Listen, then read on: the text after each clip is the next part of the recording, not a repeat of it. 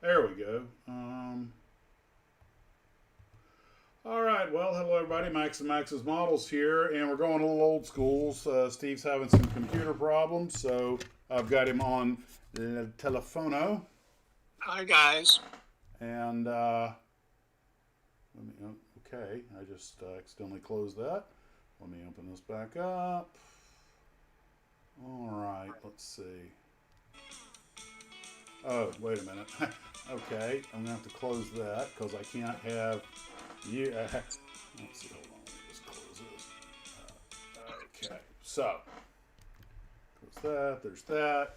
Let me, so I can read the comment thread, I'll open up YouTube on the computer and turn the volume down. Go to Max's Models, that's me. I'm Max's Models. And There's that. Whoops, Let me okay. Muted that, so now I've got, and go to my internet and glasses. Here they are.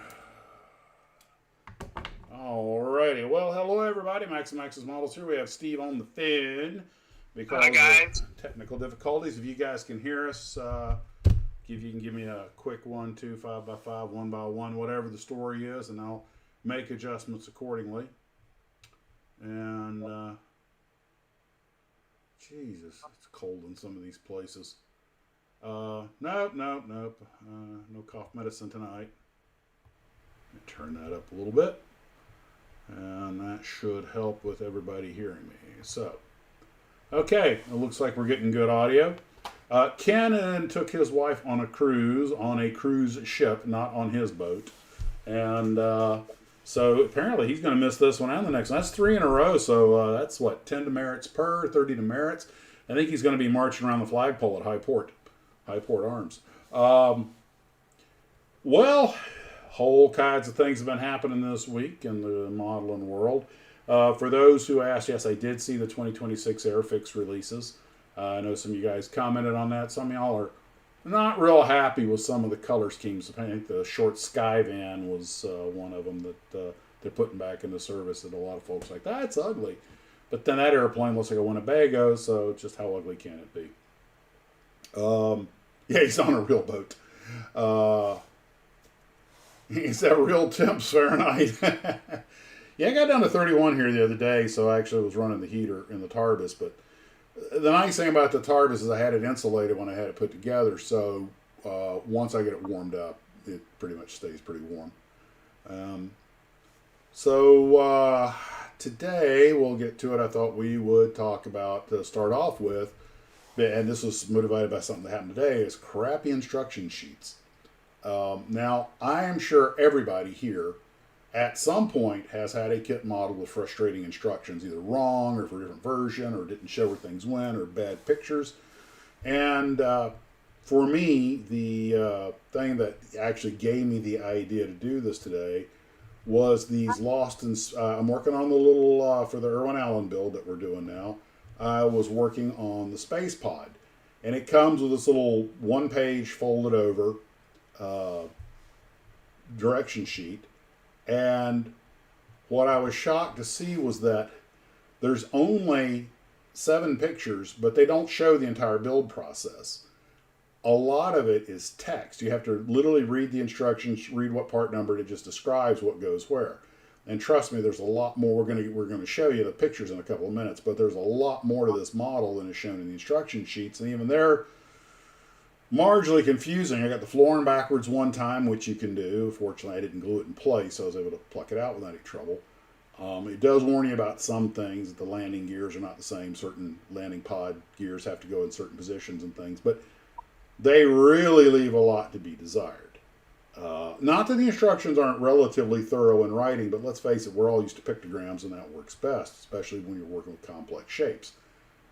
But what really drove me bonkers was on the back page, it has a list of the paints that you need. And I was talking with Steve about this earlier. What it does not do is tell you what needs to be painted what color. It literally says on there, if you want details on painting this, there are numerous websites online. So basically, go do your own homework. We're not going to even put a label of what color goes where. Which I'm like, you got to be kidding me. You know, this isn't an overpriced model. I think it was $29 or something like that. I forget offhand. I mean, it's not cheap, but it's not super expensive. But I'm like, and of course, you got a full color photo on the box, which shows you the front of it. But most of the colors go on the inside. And I'm like, okay, that's some BS.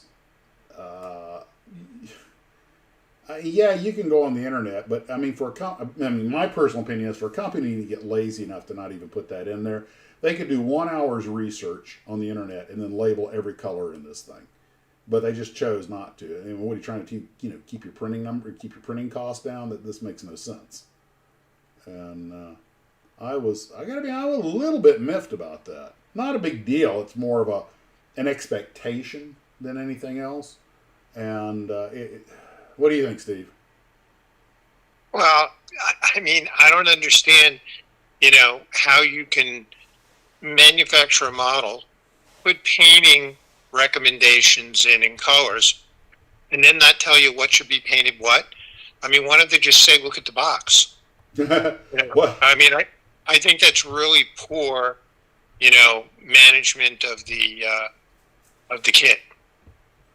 Yeah, and the thing is, it's a pretty good kit. And I haven't really had any serious fit issues. Like I said, I did get the floor in backwards one time, but fortunately I didn't glue it. So now, and to me personally, it's just harder to read textual instructions and from that try to figure out three-dimensional positions in space than a simple picture. And which, quite frankly, a lot of this stuff, it's pretty obvious where it drops. And they actually have instructions where they do show you where all the internal parts go, the tanks, and, well, not all of them. Well, yeah, all of them. But that being said, I mean, they show you the part number, what goes where. Would have been that hard just to put, because they have the paints listed by letter. D for red, E for yellow, so on and so forth. So I'm like, okay, then, why not put a little E by this one, a little D by that one? It just ain't that big a deal. But they have the part number, but not the color. But it says right up here, painting notes.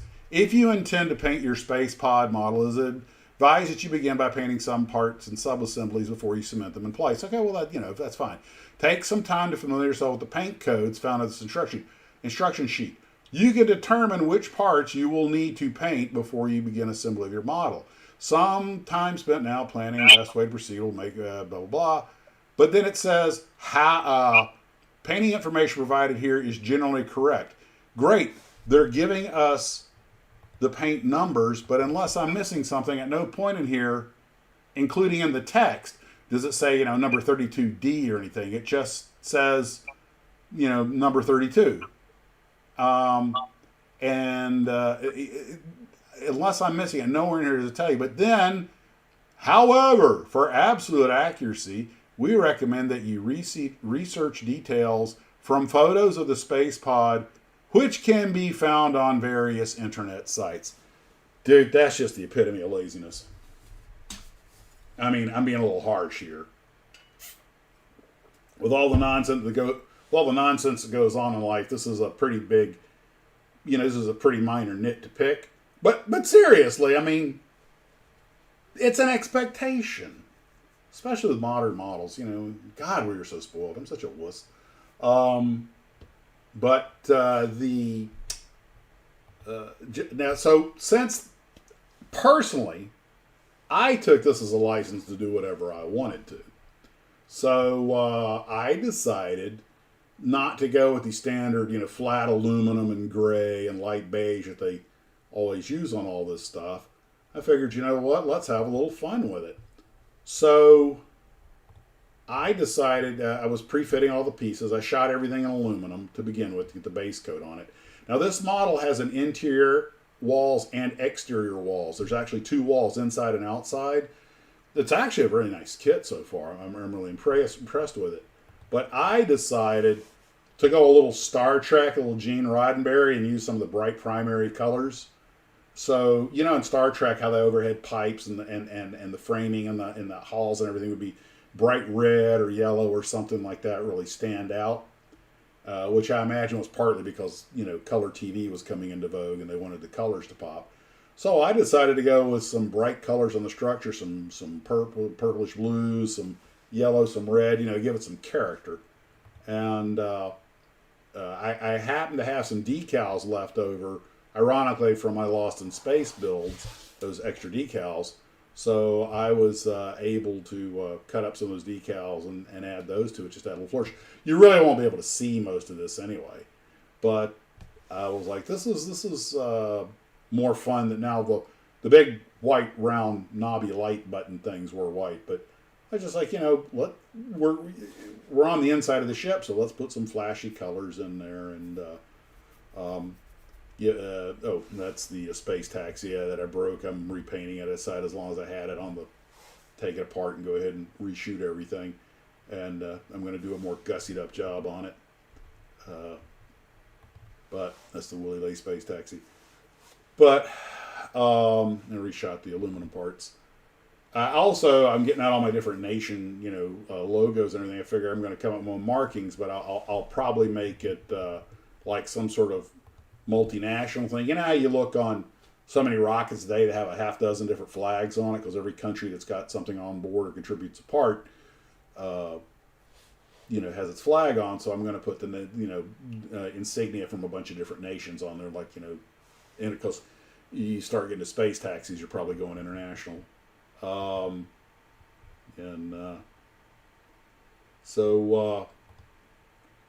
Anyway, this thing fit without too much trouble, and I decided to put an overhead panel in it. So I found an aircraft instrument panel. I just used the decal. I don't think, again, you won't be able to see it, but there's an overhead panel.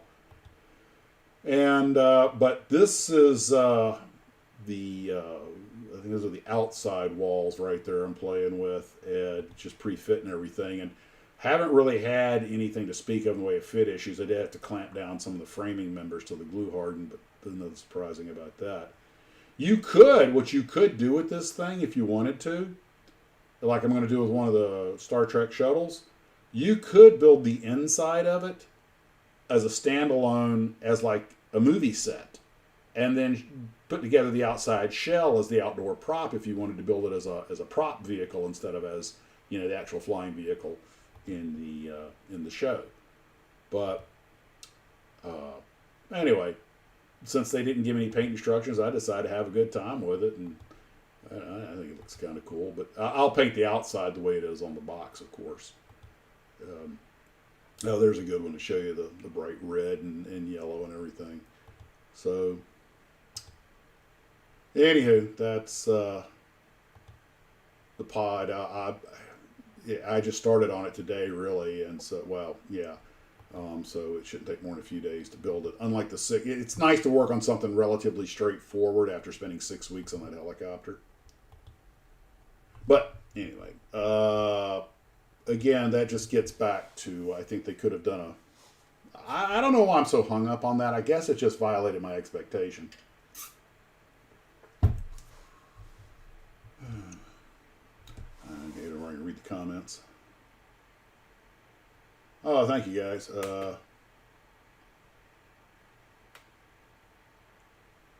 Let's see. Impossible Mobius has revised instruction sheet for download. May have an error. Boo Bash fully shipped. They have. Okay, they do. Google it. It's okay. I think a C53 it would fly that really. I was just looking at some C53s. The Hurricane has rocket engines at Hurricane Hobbies the other day. That brought up the issue of instruction sheets that are not up to snuff, and I know we've all had them. The Tarhi instruction sheets, which I was running during the intro, for the most part, they're really good, but there were a few spots in there where they weren't really clear about where something mounted. The little arrows just pointed to 2 points, and like they didn't go there. You kind of have to suss it out. I wound up going online and looking at pictures. Steve, you got any nightmare stories about trying to figure out how parts went together, courtesy of a not so informative instruction sheet? Well, the biggest problem they always run into is you look at the picture, and most instruction sheets don't have a lot of text. And it's usually a picture with a line, and then you look at it and go, this doesn't make any sense. And sometimes you got to play with the part for 10 or 15 minutes to finally figure out how it goes together. Yeah. It's just I mean, these things when they get designed, as well as the kits when they come out of the mold, they take a couple of random ones with the instructions and put them together to see if it actually, syncs.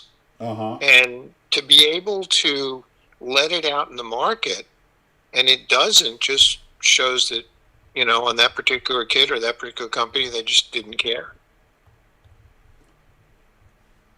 Well, there was a problem. Okay, for some reason my YouTube's not synced up. If you look up on the screen now, this is from the Sky Crane. I keep calling it Tarhi, but it's actually, I mean, that's technically the name, but everybody calls it the Crane or the Sky Crane.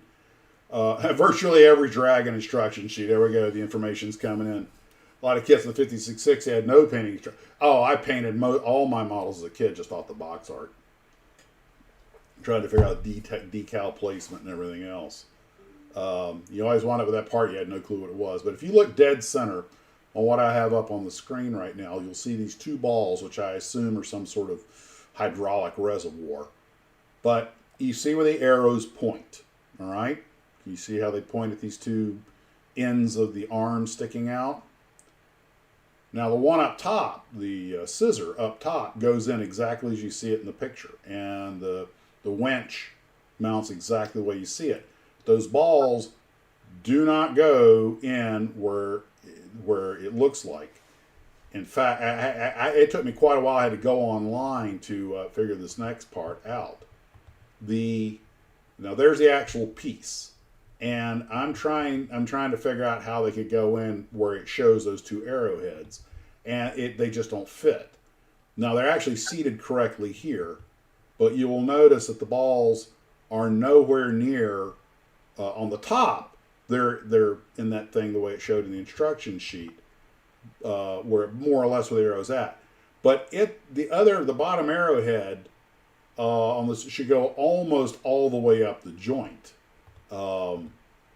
That's the way it's supposed to sit, and you couldn't even reach the other way. And there is a little tiny notch in there, so you're kind of able to tuit it.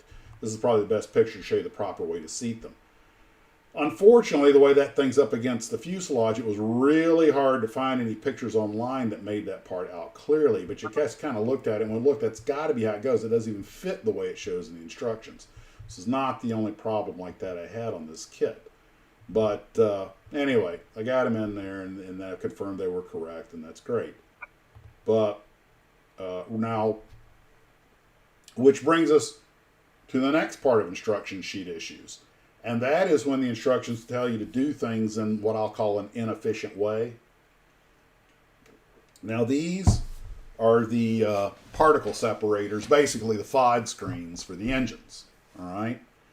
I'm not 100% sure how these things work on the inside, but on the outside you have these, gigantic screens that let the air in, and you've got these exhaust. Oh, hey, it looks like Steve. Here I am. We figured it out. You got it working. Hold on. Let me, I admitted you. Okay. Okay. Hold on. Let me turn the phone down. Okay. Let's go pin. More or less where the arrow's at. But the bottom arrowhead should go almost all the way up. I'm going to mute this a second. And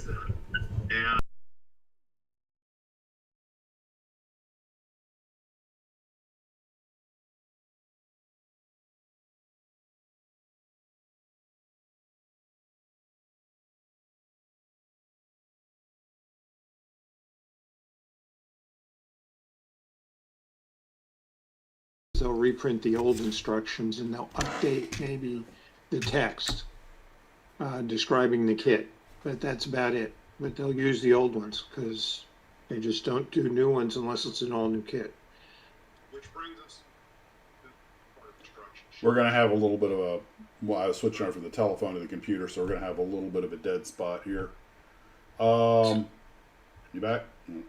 Yeah. Okay. Yeah, Lance. Sometimes you do have part numbers that are switched in the instructions. Or the part number on the screw is different, which thoroughly confuses you. And then you sit there and you're looking at the paper, you're looking at the kit, you're looking at the part, and you say, I'm just going to go with it. It looks like it goes here. And that's, they do make mistakes. Let me go back to okay. Well, these air particle separators I was talking about, and I believe those horns sticking out the side are probably, I'm guessing they're overflow vents. I don't know. But anyway, the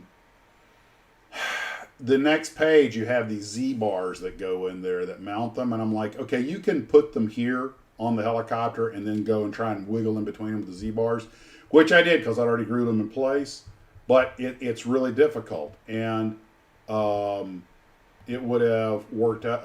Okay, why is it's going the wrong way? It would have worked out a lot better. Oh, okay. I don't have. Anyway, I thought I had a picture of the Z-bars. Oh, hold on. There's a picture of the Z-bar on the left side there. And you wedge it down between those two air particle separators once it's already mounted. And it's not that hard to get it in there. You got pretty good access, but I'd already painted everything. So trying to wedge it in there and get the glue in messed the paint up. So I had to go in and touch it up, blah, blah, blah. Left some glue smear where you can't really notice it. I would personally build writing these instructions say, put the Z-bars on those things when you build them and then mount the whole thing as one unit instead of two separate units. Try to fit the bars in between. Build the whole thing up, sand it down, get the Z-bars in, get everything cleaned up, then shoot the paint on it, then drop it on. That's how I would have recommended a different order than what's in the instruction sheet. Not that the instructions were bad. There were a few other spots on the helicopter that drove some issues, but this kit, which by the way I have it right here, and it's right now it's living over, dominating that side of the office on its own table, so nothing can get near it. But the instruction sheet was overall pretty good, but it definitely left a few things to be desired in some areas.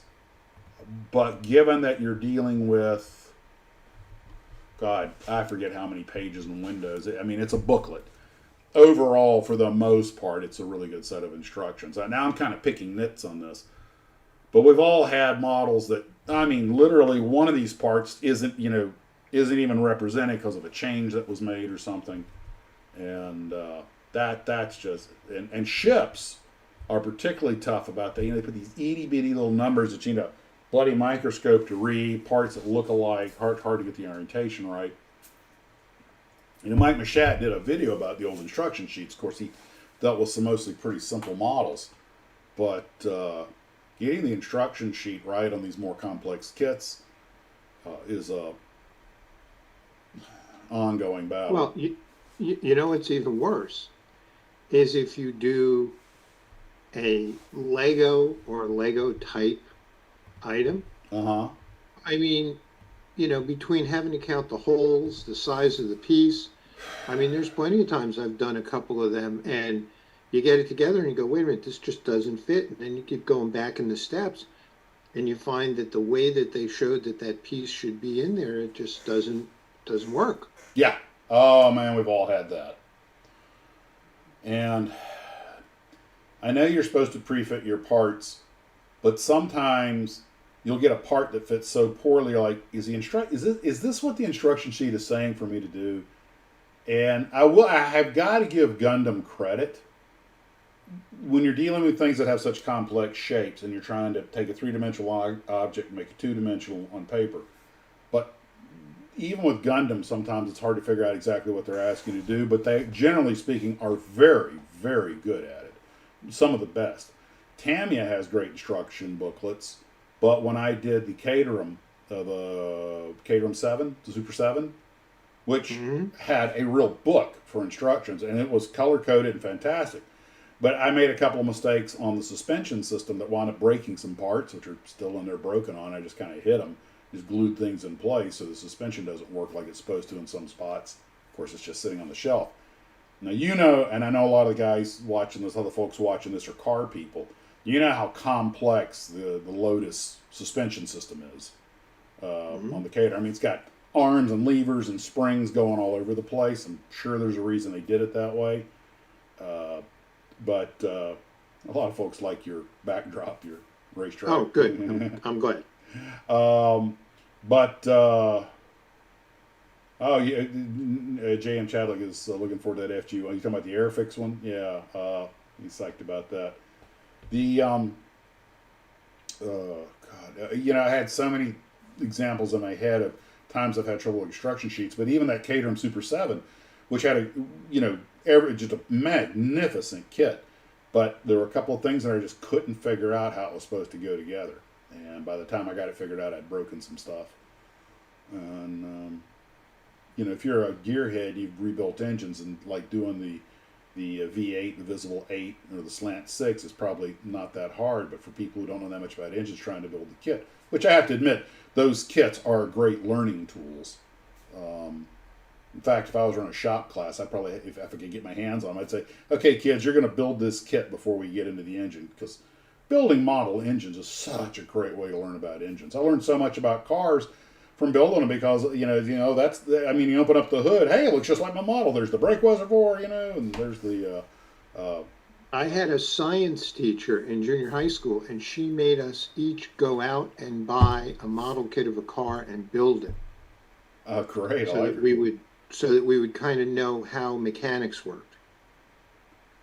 Sungwar, I missed your submission, the viewer build. Okay, I apologize. I might have sent it to the wrong place. Please resubmit it, and I will put it in the bin. That happens sometimes. One of the ways I manage to I try to be diligent about it, but I had 172 photos in the last one that I used, and as soon as I get it, I try to make sure the email is marked as unread, so that when I get home to this computer, I can put it straight into the bin. But sometimes I don't mark it properly, or I send it to the wrong file. I probably, all over my computer, if you go through every file, you probably find random pictures of models that I accidentally sent to the wrong place. You're talking about building, but please resubmit the photos. We're talking about building engines. Cricket did that. I think it was the Agora kit, which was towards the end. By the way, a lot of guys, that's right. A couple of guys noticed that Sarah Jane, her pictures, I put them at the end because I had the cars at the end. They kind of more or less went by age. And, but all that other stuff, huh? That viewer's build had her fingerprints all over it. Yeah, those were hers were the last, I think, 6 or 8 pictures. But the build of the GT40 before that the Agora kit, the big one, that was Cricket. And you were telling me those kits are expensive. Yeah, they are. They're like $1,000, $1,200, $1,500. Yeah, she's working on a motorcycle now. She had to stop because the parts were getting so tiny and so frustrating. And really, what all you're doing is, I mean, I hate to say it, but it's an assembly kit. Well, that's the way the Tamiya Caterham is. But believe me, it's very, very, very little glue on that kit, but it's still very tricky. And I know what you mean about it being an assembly kit, but for my money, that's still model building because yeah. Amazing kits, though. I mean, good God, the detail is phenomenal. I mean, that's like I have the Eagle Moss DB5, and everything works. It's like. But how are the instructions? Oh, well, the thing with that is you get it. The instructions are phenomenal. You get it so many pieces a month. It's like a subscription. Yeah. And when you get the parts for that month, you get a separate instruction book that tells you how to put those parts on and where they go. And it's very detailed. The only problem is the way that you get the parts and the books, they don't follow a sort of, how should I put it? They're not in order of the way you would build the kit. Mm-hmm. So you'd be building a sub-assembly, and then you have nothing to attach it to because you haven't gotten to that part. So what I did was, I waited. I did a couple of them, and then I said, "This is ridiculous." I waited till I got all the parts, and then I just, modeled on and put it together. What J.M. Chadwick's talking about, they hate it when instructions wouldn't point out beforehand that you need to put certain things on. I've had that happen, Oh, yeah. or they put it in such small print, or it's way up in a corner in a note somewhere and you miss it. Um, Well, how so many times have you followed the instructions and you put an assembly together and then you got this part left over and you go, where does that go? Because it didn't show it in the instructions that it had to go in 3 steps ago. Gavin is asking, Scale Model Apprentice, what event or requirement popped up the Army decided they needed the CH-54? It's funny, I just was reading about that today, why the Army decided they needed the Sky Crane. And apparently now this is from what I read, the Sky Crane was made specifically to recover downed aircraft. That was the primary, I mean, it was still a generic heavy lifter, but they, and it had other roles, the pods and everything. But when they designed it, the primary thing they were thinking of was it's got to be stripped down, be maximum lift. Don't waste any aluminum or weight for unnecessary stuff. We need a straight heavy lifter, and apparently the primary mission they had in mind was recovering downed aircraft, which it did all the time. There's a picture of one carrying a hollowed out Chinook. It was not, even though they did develop a troop carrier pod for it. I don't know that it was ever used as a troop carrier. They only used that portable hospital a couple of times. Did come in real handy with that universal cargo unit they could roll under it, but the primary thing they used it for was just dead heavy lift. The Chinook had a different mission profile. And they only built, I think, 104 of the Sky Cranes. And the Army didn't order that many because they knew this was it was not technically a combat helicopter. This was a straight up, just what the name implied, the Sky Crane. And that's everything was about it. It did not have a single component on it that it did not need to fly and do its job. The Chinook, very much faster, longer ranged, could carry a lot of troops on the inside, could do a lot of things the Crane kind of couldn't do, mainly being a lot faster and longer ranged. But the Crane was always good for what it was good for. They didn't try to use it for they hold bridges with it because it could carry more than a Chinook. It could deadlift more than a Chinook. Not a modern Chinook, but the ones of the period. And as you can tell by its design, it didn't go fast, so they did not waste one iota of time worrying about streamlining. That thing's got more parasite drag than the Wicked Witch of the West. But the whole idea behind it, though, was I need to be in a hot, high, humid place like Vietnam, lift that 15 or 20,000 pound thing, move it from there over there, and so that was its primary. But I do believe aircraft recovery was the main thing they were thinking of, and it did a lot of that. Of course, they also use Chinooks for that a lot of the time. I saw a picture of a Chinook carrying, I think, 2 UH-1s that had gone down. I was like, that was a bad day at the office. I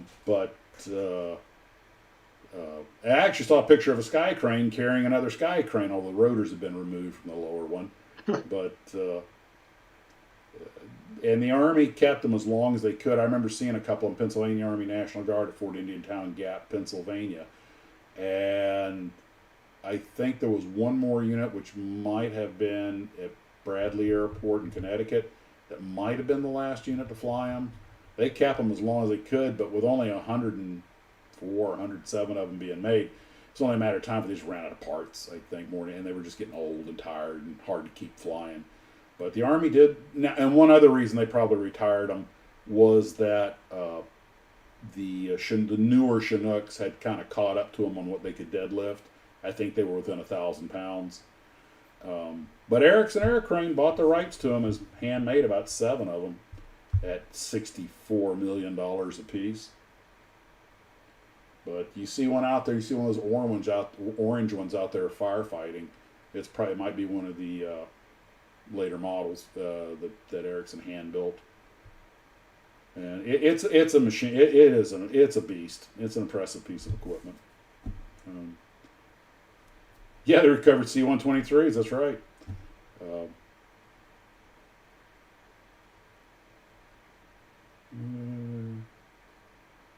Yeah, he said when a Huey went down, they sent a Chinook to get it. When a Chinook went down, they sent the Sky Crane. But the Sky Crane was also a very, I don't want to use the word delicate. Like I said, it wasn't really a combat helicopter. They didn't lose that many in Vietnam, but they did have at least one fatal crash. But that was, I think, mechanical. I don't think it was actually shot down. That was not a helicopter you wanted near where the bullets were flying. But at least twice in Vietnam, they did use that portable surgical hospital that Revell, when you bit the 1/72nd scale Revell kit, the one I got hanging up, they gave the little portable hospital surgery, or operating room that could attach to it. And I think twice they actually used those in Vietnam. I can't find the photos now, but at one point I found a photo of one that was actually on a real honest-to-God mission in Vietnam.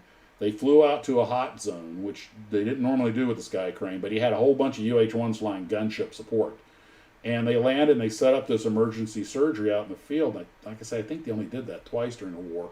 But one of them, then there's photos of them all flying in formation coming back, but one of them was on the ground and it got hit by mortar fire and turned into rubble. And I think that's when the Army decided to pull the ASAT out because that was just too rare and too expensive to risk losing them. I asked Matt over at Matt Line, who does the artwork, does these magnificent calendars. Matt Line 1968 guys, you want to get one of his faux box art calendars. But I asked him to do one with a Sky Crane as a gunship. Because he could carry anything. And basically the one with the daisy cutters about to close again, they did use them to drop daisy cutters. And the reason they could drop the daisy cutter from the Sky Crane and not the Chinook, I mean, you could probably push one off the rear ramp of a Chinook. They did push them off the rear ramp of C-130s. But of course the crane, setting up the way it does, it's got room to hang the daisy cutter on it. The Chinook sits squat on the ground, so you couldn't hang it like that. If you want to drop one of these out of Chinook, you'd have to push it out the rear. And believe it or not, that creates more issues than a lot of people think, especially for a helicopter. Because you push all that weight out the back end, all that 5 tons goes to the rear of the helicopter, and it suddenly disappears. It's going to want to snap back up. And I guess you could do it. I don't know that they ever did. But going out of an airplane, it's not a big deal. It just kind of whee, and away we go. Because airplanes can handle negative G's a lot better. Helicopters and negative G's do not end with a happy ending. Salvinos has a vinyl wrap for one of the petty cars. They've had that for a while. It's kind of hard to work with. So, of course, he first tried with the CH-37, yeah. And a lot of people know this. There was a piston-engined helicopter before the Sky Crane. There's a helicopter called the Mojave, and it's a big piston-engined helicopter. It has a big pair of radial engines like on a Corsair, but they're out on these sponsons sticking out of the sides of the helicopter, and it's got retractable landing gears. And it's an interesting helicopter. The Army only ran it about 10 years. Let me run and grab a picture real quick if we're going to talk about that. There are some good kits of the Mojave out there. I've always been fascinated with that helicopter. They got one at the Fort Rucker Museum. I actually went in it, and just run over to scale mates real quick. Oops.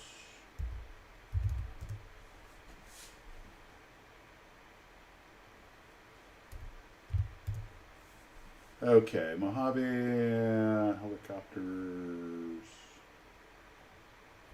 There it is. Now, this one's by 1/72nd scale by Special Hobby. Copy. That's good. Hit, paste, crop, file, save as JPEG.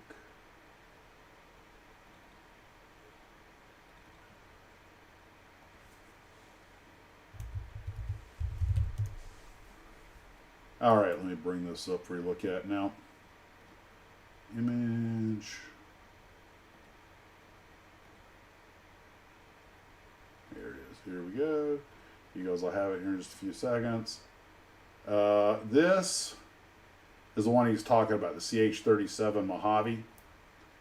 And those are radial engines inside those sponsons. Radial aircraft engines. Now that gear does retract. And also the bottom front end opens up. It's a clamshell front end too. It is a beast of a helicopter and a real maintenance nightmare.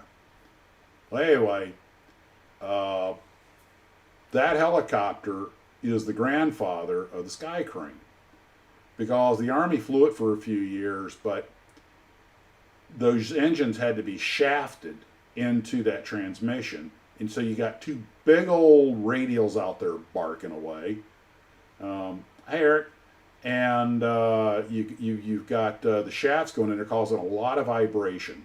So they always had issues with that. And the vibration of that thing, it was a legitimate old shaky. So the Army decided it needed a heavy lift model. So what they did was they stripped this thing down, put a fixed gear on it, got rid of the compartment where that crew or that passenger area underneath, and it started looking like an early version of the Sky Crane with piston engines. And it could lift a lot more, but they this isn't going to work. So this is this beast is what eventually morphed into the Sky Crane.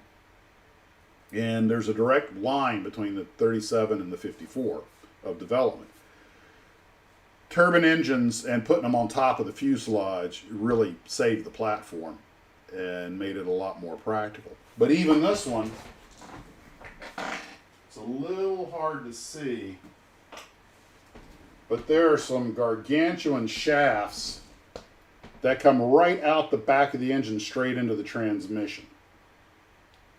And I don't know if you can see them or not.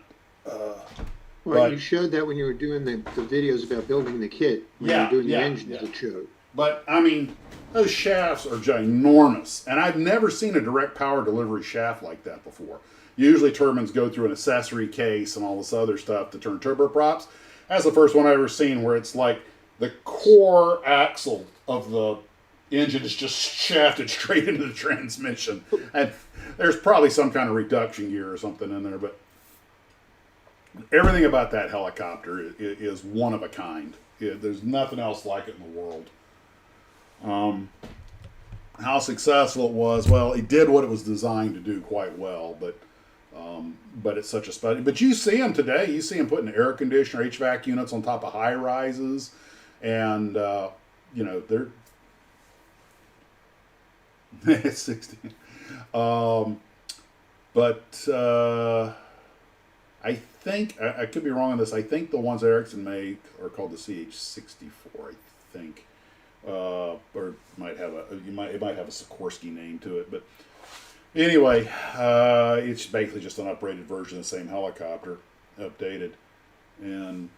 But like cars and planes and everything else, the early and late versions of these things, even though they may look a lot alike, they're often worlds apart on capability.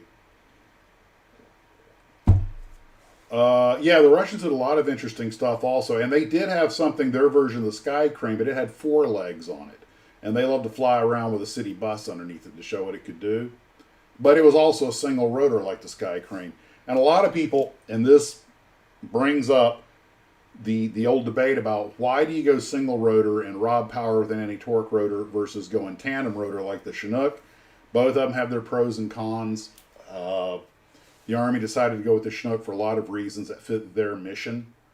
But the Chinooks don't waste power with an anti-torque rotor, but they've got to be shafted all the way through the length of the helicopter. You have more transmissions. If anything happens to that gearbox and those blades kiss, it's all over. That's all she wrote. But that's, of course, helicopters. Pretty much anything in your transmission, a helicopter gives you a problem, you're in big trouble. Basically, a helicopter is a flying transmission. And Ericsson S6040, that's it. I thought it was 64. Okay, I thought it was S64. Okay. Badger right there, yeah. Take care of them. But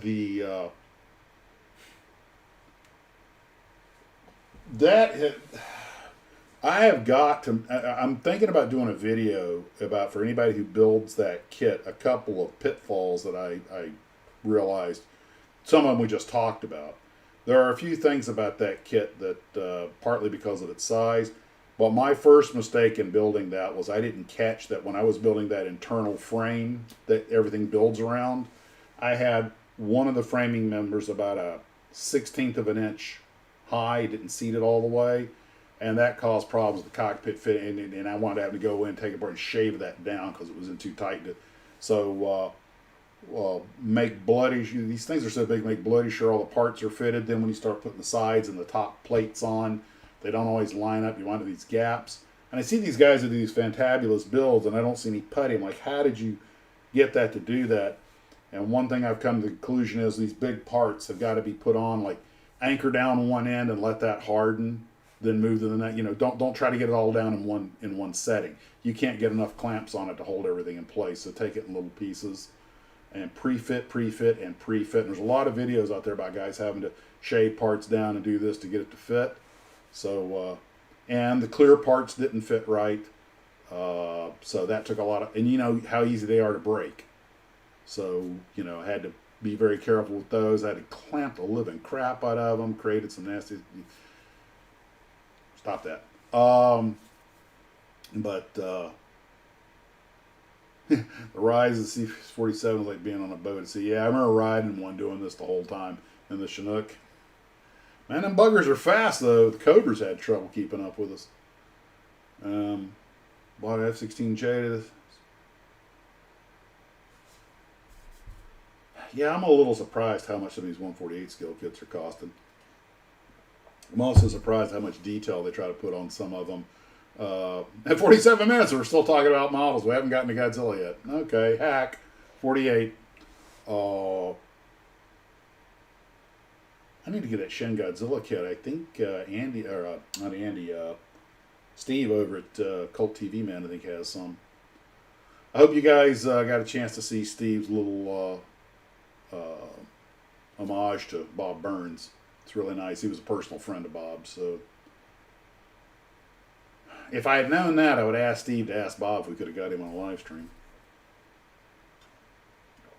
I sent him an email, but he never answered. Yeah, so did I, but I imagine he got 100 a day. I'm sure he did. Yep, I said it at 48 minutes after the hour. So, by the way, Sarah Jane, I've been meaning to ask you. Your cars all look beautiful. Are those? Do you airbrush them, or are those skins, or how do you do that? Because I've never built one of those cars, and they are just covered in decals. I mean, relatively complex ones. I mean, Steve, the decal queen, if you please.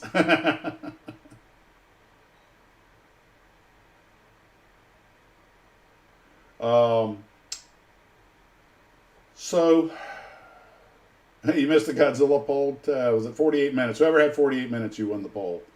You win, no prize. I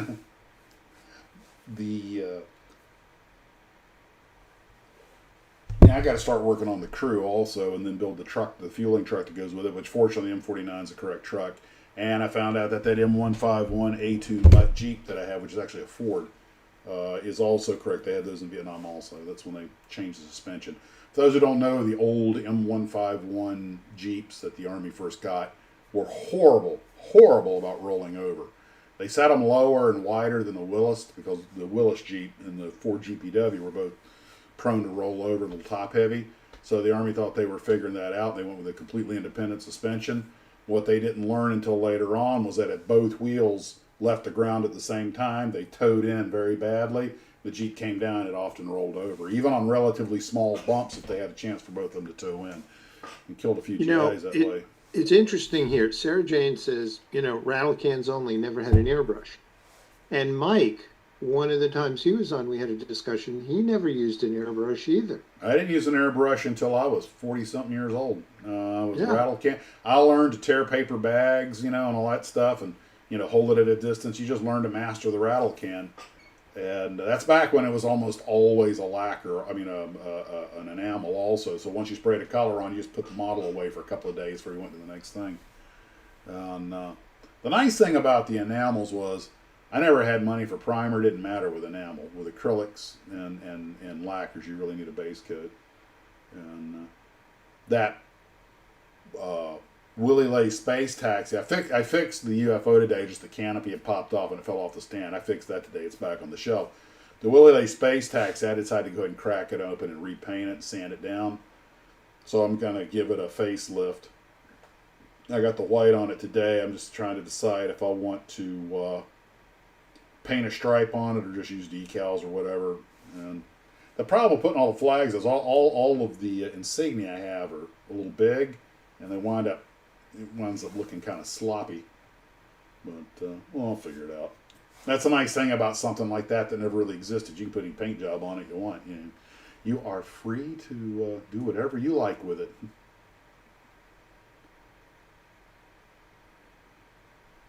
When Tamiya did their hobby lacquer sprays, it revolutionized car bodies for me. I've used them. They're pretty good. No tangents yet? Oh, the night is young. We're still in the first hour. I seem to be the biggest airbrush idiot. I have an airbrush for a couple of years, and it winds up getting, and even though I try to clean it, and I've got the little cleaning thing, after a while it just seems to gum up. The nice thing about the single action jobs is they're very simple. The double actions are really nice for less stop yawning. They're really nice for a lot of stuff, but they can be a bugger to clean. The M15A1, the rule in the Army is stay away from any vehicles with T or E in the designation and be cautious about the A1 until fully fielded. Yeah. It's just like airplanes, never fly the A model of anything. They put A1 on it to fool you, make you think it's been researched. Okay. I'm old. I think Max's channel should be called Model Building for Geriatrics. Yeah, why not? I'll take it. Who else are building them? Yeah, it's funny. I was just having that. I was just before I came home and got set up for this. I was at a family function, and these people were coming up and saying hi to me, who I recognized. But there were these kids who were. Last time I saw them, they were 9 years old, and now they're 22. And I'm like, I saw a kid. Now there's this full grown up here, you know. And I was kind of like, okay, where did that decade go? How do you explain the Sky Raider A1? That doesn't count. That's not the A1 model. That was designation attack-1. It's the A1 on the end, the A on the end. You got A1A. You might have wanted to been leery of. That's a cheat. Yeah, you absolutely have to be a stickler for cleaning the double action stuff. Yeah, A1 just means they fix the most fatal problems. Yeah, we're not old, we're classic. I think I compare, yeah, we, our age group goes 40 to 400. So, so we'll go watch out, or we'll have to drive Gavin away. Are you kidding? Gavin's hanging around. He knows eventually he's probably going to inherit all our kits.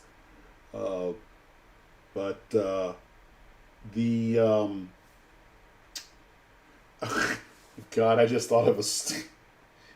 Hey, curious. In England, do they spray paint? Do they airbrush with the left hand? That's dumb.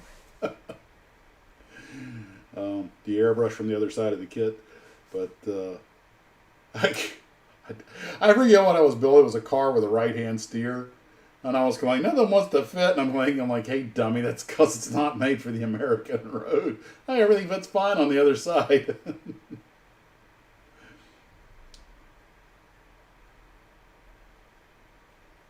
M1 Abrams, yeah. Oh, the M1 Abrams had all kinds of problems. Trust me.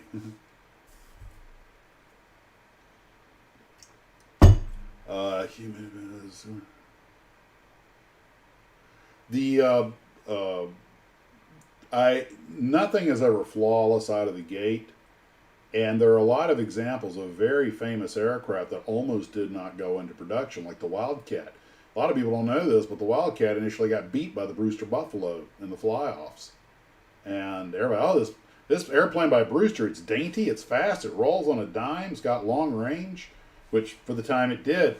And Grumman's sitting there, they flying that Grumman, it's like you got sandbags in your pockets. And Leroy went back to the drawing board and said, okay, we're not having this crap happen again. And then they were completely re-engineered it and came up with the Wildcat, and it outflew the Grumman the second time around. But, and this is ironic. The Buffalo is an example of the case where the Dash 1 model was the best one. It was fast, it was nimble. It did have a faulty landing gear, but all the Buffaloes did. But then as everybody started adding stuff to it, and the Marines slapped self-sealing fuel tanks and a bunch of armor plate on it and didn't jack up the horsepower, and it became a dog. So the A3 model, by the time they went up against the Japanese, they were just Japs using for target practice. And the famous comment, the Battle of Midway, which is the one big action for the American Buffaloes, was a Buffalo came flying over the airfield trying to maneuver, and a Zero was behind it. And he goes, it was like the Zero was tied to his tail with a string. And the Brits and the Dutch had a lot of trouble with the Buffalo also. Of course, it was pretty outclassed by them, but everybody kept adding weight to it, adding stuff to it. Steve, what are you currently building? You just finished that SR-71. We just did the SR-71. I'm working on a 72 Dodge Demon that was Herb McCandless's pro stock car that he campaigned in 72, which is quite a famous pro stock car. And I'm also working on like an Indy Roadster a Watson Roadster from the 60s. Never heard of that. I'm also doing Roadster? Yeah. What's the story? I've never even heard of that. Those are the old front engine Indy cars. Oh, okay. Yeah. And I'm working on a 59 Ford Skyliner, the one with the retractable top that goes into the roof. Oh, okay. Like Ford, one in Ford Fairlane, the movie? Yeah, it's a Fairlane. Yeah. Yeah, everybody thought that was a Galaxy. It wasn't. It was a Fairlane. I always loved that name, Skyliner. I just thought it was a cool name. A good name for an airliner. I knew somebody that had one of those. There's about 6 miles of wire in that thing, and there's probably 30 or 40 solenoids in there to make it work. And all it took was one thing to fail, and you had a roof half stuck up, half stuck down. It was a great idea, but that was originally designed for the 56 Mark II Continental. Oh. And then they kind of thought it over and they said, no, we'll just leave it as a hardtop, which was a smart move. And then they introduced it in 57. And it went from 57 to 59. I mean, if you've ever seen one work that works, it's like, you're like, wow, that's pretty cool. Fran's talking about crewing the XM1. I remember when everybody was calling it the XM1. That's when I went in the Army in 79. So I joined in 78, went active in 79. And I saw the M1 with the 105 millimeter howitzer before they went to the 120, the big gun that they have now. And I was like, everybody, I'd heard people say this, you get a gigantic tank with what looks like a toothpick sticking out of the turret. I mean, it's like, I was like, that gun looks a little small for that big old tank. But I remember somebody wrote a book that trashed the M1, and for some reason in the 70s and 80s, maybe it was the post-Vietnam thing, every weapon system we had was being trashed by the media. Oh, the military doesn't know what they're doing. This M1 Abrams got all these problems, and it can't do this and can't do that. And I read the book on it, and one of the things tankers like to do is sort of a shoot and scoot. Pull up to the crest of a hill, depress the gun at the enemy, fire a shot, and then slap it in reverse and duck back before they can counterfire. Well, apparently the Abrams had, I guess, an electronic transmission, and the drivers were trying to do it like they did in the old M60, and they weren't given it a chance to cycle properly, so they were tearing up the transmissions. And the Army, they were telling the Army, you can't do that in this tank. And the Army was like, that's one of our best tricks. You can't take that away. So they had to like re-engineer it for that. But the media played this up like, oh, it's a defective tank with a faulty transmission. That wasn't the case. Look, and Fran backed me up on this. If you make something idiot-proof, the Army will make the improved idiot. Okay? There's nothing a GI can't break with a little initiative. All right? It's kind of in his job description, only he's supposed to break the other guy's stuff. GIs abuse equipment because they find ways to use it that the designers never intended for. But once the designer makes the change so you can do that, then you have this great system. Don't even get started on the Bradley. That was the stuff of legend. That boondoggle. Now it's a great vehicle, and so is the M1. But they had to go through their evolution. But it was still better than anything the enemy was throwing at us, and it was way better than the M60.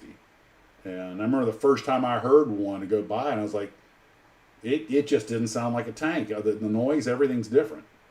But look, the 737, which is the most prolific airliner in history, when it first came out, it almost got put out of production because of all the technical problems with it. And Boeing got all those problems worked out, came up with what they called the 737 Advanced, got rid of the flight engineer, and it turned out to be a great plane. No matter how much you design and build and test something, it's going to have problems. I remember the thing with the Tomcat, absolutely. And the early Tomcats did have a lot of problems, but they were still could outperform a Phantom or an F-8, and the Russians didn't have anything that was going to match it. And those guys that were flying top cover at the pull out of Saigon, they were praying that the North would send some MiGs out. They were chomping at the bit to prove what that F-14 could do. And we did throw a few of them in the ocean. Heck, we just threw an F-35 in the ocean not that long ago. We've lost, military hardware, you're going to lose some of it. That's just, compete in the Bradley, the Swedish S-tank. Yeah. Why not? While we're at it, why don't we just compare a Chevette to a Cobra? They're two different vehicles with two different missions. My wife was telling me, the first B-17, that's right, they lost the first B-17. I think that was, somebody left a control lock in, I think. The guys called it checklist, use it. Oh, did it? Okay. The M60A3 could go hull down. All right. Oh, I love the MBT-70. I wanted them to. I saw a friend of our family friend Doyle, who the Doyle Pope Award is named after, had built I think it was the Aurora MBT-70. He brought it over to show it to us, and I don't know, I was 8, 9, 10 years old. I thought that tank looked like it came from outer space, right? And a lot of that technology, although the MBT-70 was never produced, a lot of the technology went into the M1. But one of the things the MBT-70 could do, it could pull that whole raise and lower thing, which the Swedish S-tank could also do. But I thought it was just the coolest looking tank on Earth. I was like, okay, you'll appreciate this, Steve. The driver in the MBT-70 wasn't down in the hull, okay, like they are on tanks, have been forever. Mm-hmm. He was up in the turret. Now you think, wait a minute, the turret swings around, right? Yeah, it swings around. His driver's cupola stayed stationary. Stationary. And the turret rotated around it. You can see this out on YouTube. What no one expected. I could have told you this would happen. The drivers kept getting vertigo. They're driving along and the whole turret around and start spinning around in a circle. Hey, but they were willing to experiment. It was a great concept. And let me rephrase that, it was an interesting concept. And the Russians did the opposite with that T-14 Armata. Everybody's buried down in the hull. There's no one in the turret. It's got an automatic loader. And which is fine until it jams.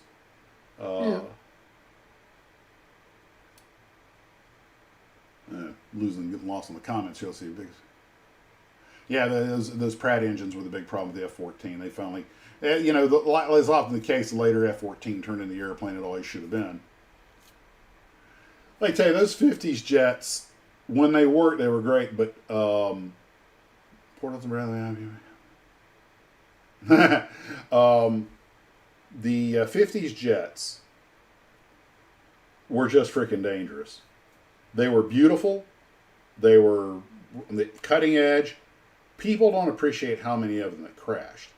Now, when the Century Series came out, starting with the F-100, the Air Force needed a trainer that could prepare people to fly for this. So they took that little NA-156, the Freedom Fighter, that North America made a two-seater, made the T-38 Talon, which I guess they're still using today. The T-38, I've never flown one. I've been in them, never flown one. And the people I know who've flown it, virtually everybody, at one point everybody in the Air Force flew them, and then only if you were going the fighter attack track. And old Ron Rogers talks about it a lot on his channel, Captain Ron. And I have flown with 50 guys who qualified on the T-38, maybe more. No one is lukewarm on that airplane. There are two categories of pilots. Those who love it, talk about it like it was a Ferrari, which it kind of is, and those who were scared to death of it, because it would bite you in a heartbeat. Okay?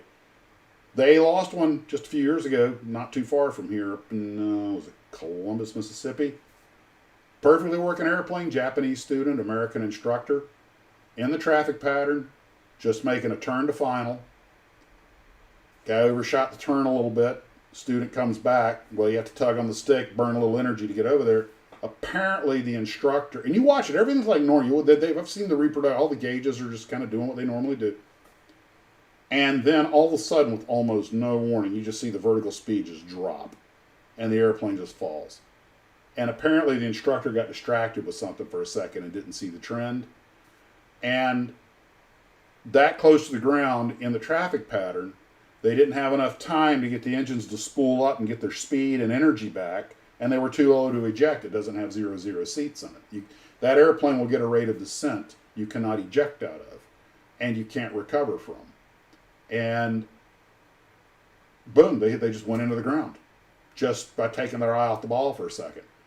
You got to have focus to fly something like that. And people are like, why on God's little blue marble in space would you design a trainer that can be that deadly?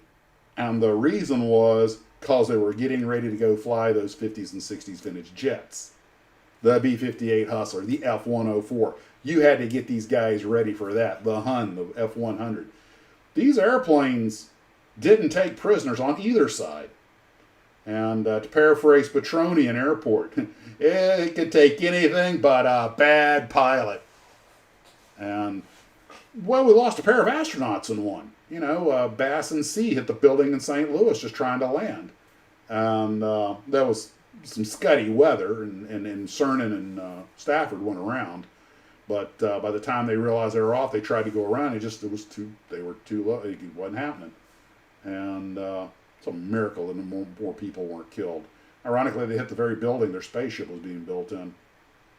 And I mean, you know, so, and then there's the saber dance. That's a whole nother one. That I heard all kinds of nonsense. You guys have probably seen the famous footage of the F-100 trying to go around. You see it dancing, and it goes sideways and crashes and explodes. It's used in all the movies and documentaries. It's probably it's pretty dramatic. I read the full story on that and what caused the saber dance, and I did not appreciate how complex the aerodynamics on these planes were. Tip separation, all that kind of wing, the aileron failure.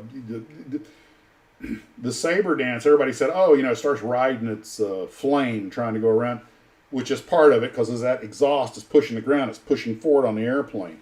But apparently at certain speed regimes, the characteristics of the plane change, the nose pitches up. It gets out of control in a frickin' hurry. And you can see the guy trying to get the nose back down, you know, when it just starts flying sideways riding on the flame. He did not survive. Actually, Reg Fisher, somebody I used to know, passed away now, actually knew that guy. And if I'm not mistaken, he actually diverted that airfield, and they had been running test work, and so they had a camera crew out there to film it. But forget all the particulars. There's been a couple of documentaries on it. But yeah, those old jets, you got to. The Phantom, which is a famous airplane and was a world beater in its day. I'm one of you fighter jocks have to straighten me out on this, but if I remember correctly, it's at over 4 Gs. If you're pulling the stick and you're pulling over 4 times the force of gravity, you do not dare use the ailerons. If you want to turn, you just mash the rudder pedal. and let the airplane rudder through the turn.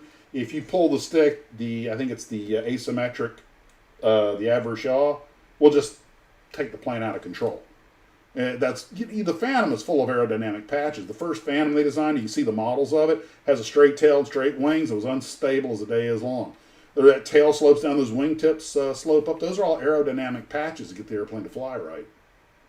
And oh man, these airplanes were.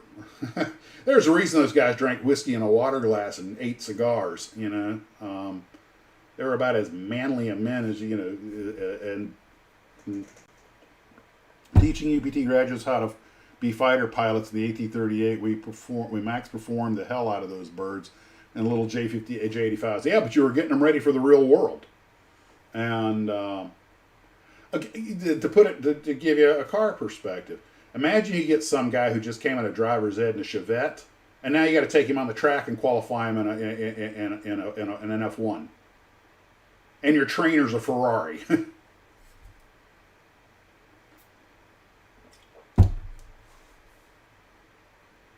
Yeah, and by the way, something else, not only does Sabre wipe out a lot of pilots, I was listening to an interview with a Sabre pilot, and he said when he was in the early F-100s, the small tail ones, he goes, 50% of the class, that you had to be in the top tier to get selected to go to Sabres. And then once you were there, 50% of the candidates did not qualify in the airplane and went to fly something else. By comparison, the F-102, the Delta Dagger, and the later F-106 Delta Dart, all the guys I know who flew those said they were actually very nice flying. Hey, Chris. All the guys said that it was actually a very nice flying airplane. It's one of the Century Series aircraft that wasn't packed full of vices. Its problem was you could go fast in it, but you made one hard G turn, you bled all your energy. But then again, that was a pure interceptor that was designed to go up and shoot down bombers. It wasn't a dogfighter. And I mean, it could be if it had to be, but the French still love the Delta Wing platform, the Mirages and everything.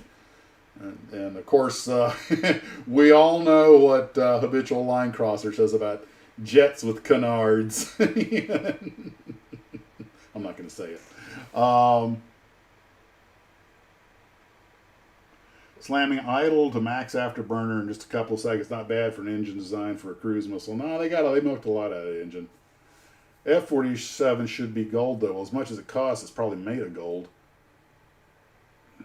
Oh, Yanks Air Museum in Chino. That's cool. I haven't been there in years. My God, the last time I went to Chino Air Museum was just before the first Gulf War. That was, 91? Yeah, maybe Mike will have to go back out there.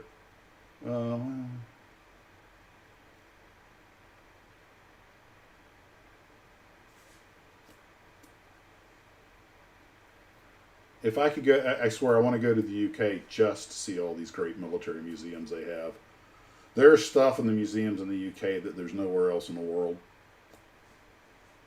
I remember I want to say it was Calgary, Canada. I had to ferry a CRJ in there for an overhaul. And they had a Lancaster up on a stick.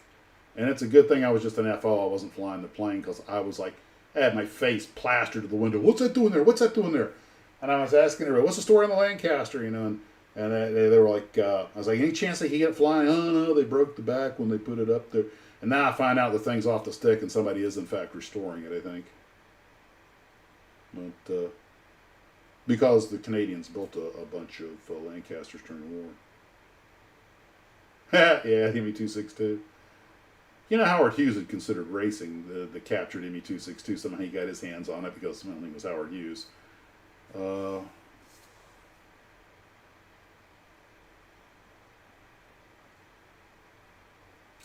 Okay, looked it up, and yeah, high angle of attack, aileron inputs at near stall speed will result in adverse yaw and should be avoided. Yeah, one of the old Phantom instructors was saying he had some colonel that was getting recurrent. He threw the stick over at high G, and that he had to take the plane away from him. It tossed him out of control, and that they wound up with popped rivets. I'm debating on it. I might come to the Fort Wayne IPMS. I really enjoyed going there last year, so I might make it. It'll depend on, just a whole bunch of things. I can't commit to it yet.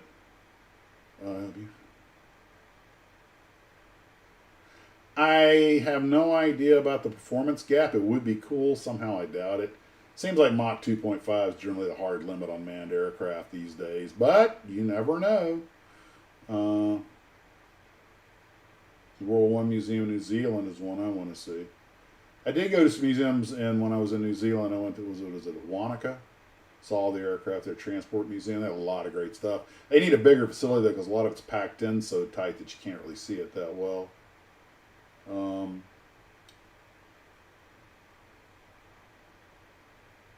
Yeah, it's true. There's no such thing as a Porsche turret. They just call it that. They were both made by Krupp. The correct designation is prototype turret in production. I don't even know how I got the name. I don't know if Ferdinand Porsche designed it or what, but that's for the early Tigers that had the rounded turret. Both Bolingbroke and the Lysander, those are rare birds.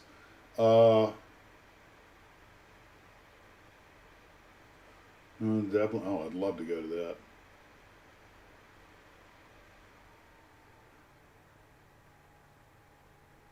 Just reading the Wasp flamethrower vehicle. I've been to the Naval Air Museum and the Air and Space. I used to live near the Air and Space, so I was probably there once a month. Been to both of them. In fact, Steve and I went to the Air and Space, the Udvar Hazy facility, which is great. They'd moved the X1 over there, had it down on its wheels. With a tarp over it. Remember? Yeah, I had a tarp over it. Oh, it was a temporary. They were just putting it there to get out of the way while they're doing something else. One airplane, I have not been in the Orange Army. I've flown over it, the Wapakoneta, on transcons, and I've actually seen that 1/3 scale Saturn V from like 36,000 feet, and you can see it pretty clearly. I don't know if it's Wapakoneta or Wapakoneta. But yeah, I may go to the IPM Nationals. I'd like to. Yeah, the one with the shot trap. Yep. Of course, you'd have to have pretty good marksmanship to make that shot, but hey, guys did it. Toronto had a Lancaster on a stick in the late side part of the grounds, taking the museum. Okay, now I hope they saved it. Palm Springs Air Museum, yeah. Where I'm is the Bletchley Park. It's very good. I would love to visit that. I was just watching the Imitation Game again recently, and I went to the Deutsches Museum in Germany, in Munich. That had a lot of cool stuff. M2F3, yeah, man. These museums are great. Monica and I have talked about me starting to do museum visits and make videos on that. Of course, I might get around to that. Oh, they sent it to, okay, in Calgary. Okay, well, that may be the one I saw.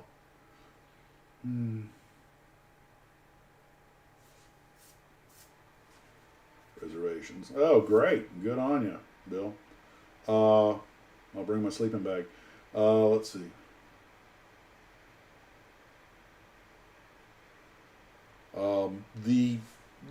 The only problem I have with going to something like the Nationals is, and Steve saw this firsthand, is, and I'm bad enough at a buffet. You know, it's like all you can eat. You know, what was it the comedian Jimmy Carr said the difference between a buffet in America and a buffet in England is like in the buffet in England they say all you would like to eat, very friendly and very welcoming. In America it's all you can eat, very challenging, like we don't think you can eat $9.99 worth of industrial meat, you know, challenge accepted.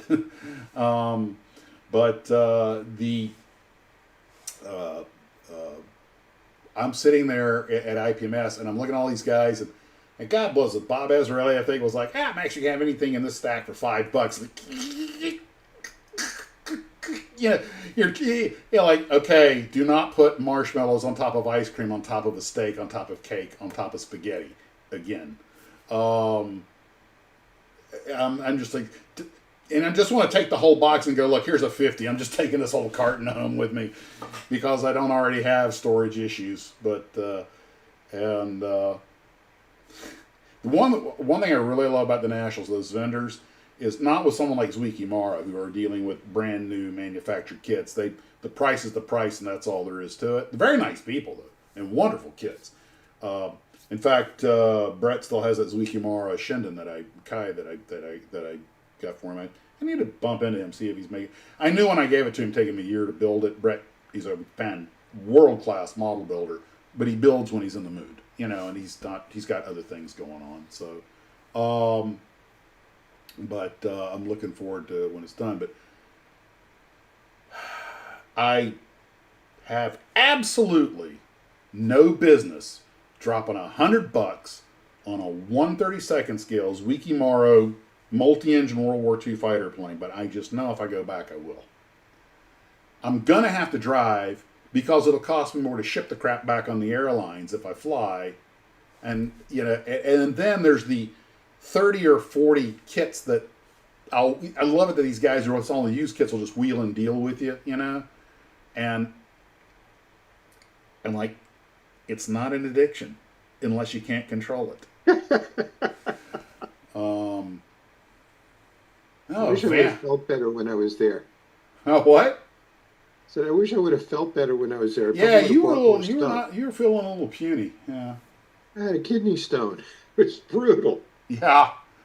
I was trying to downplay it, but yeah, Steve. But I gotta salute you, Steve, because you were in pain, but you made the march anyway.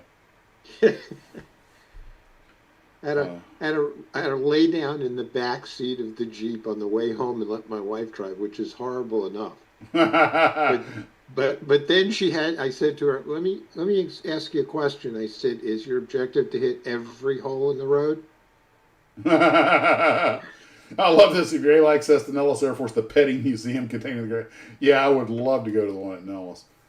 I went there when you used to be able to go there before 9/11.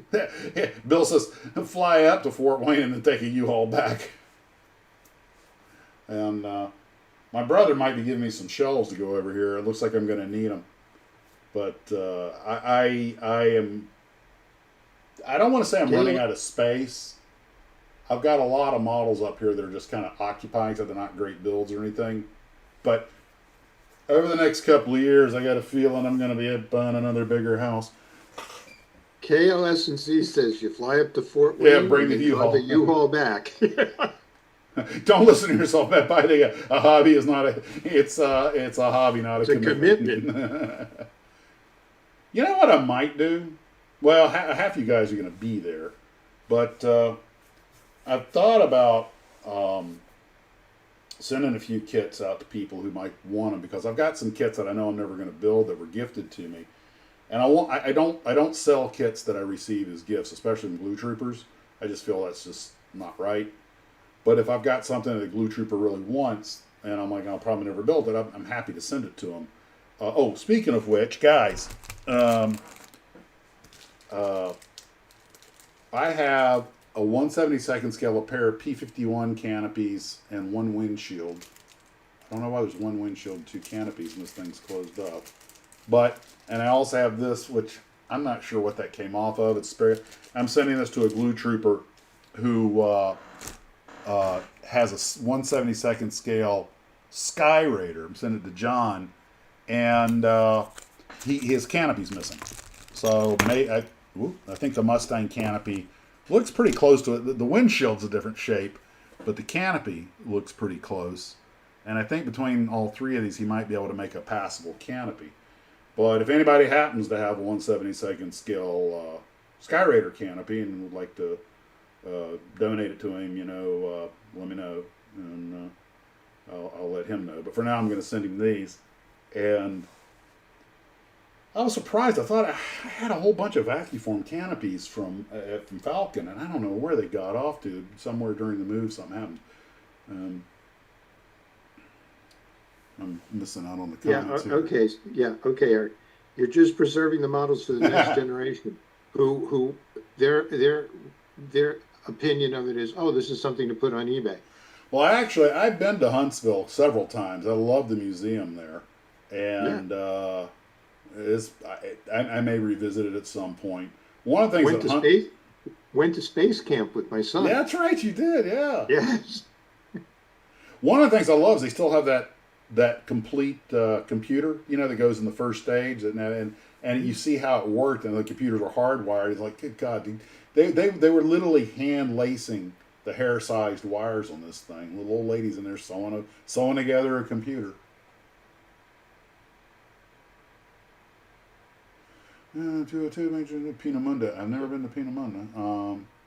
So Christopher Jordan says, could you tell me about a model coming to him for you?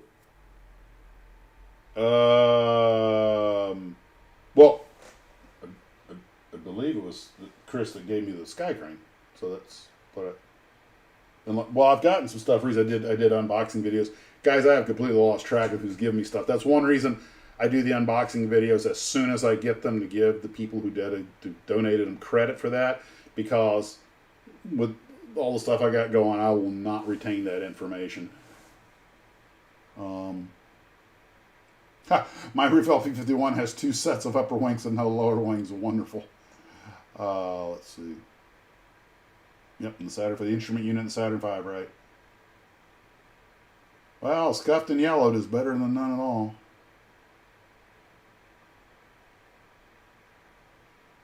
Sarah Jane says, buy an aircraft hangar to store and build models. Guaranteed you'll run out of room before you know it. Yeah, I keep building 132nd and 135th scale, I will.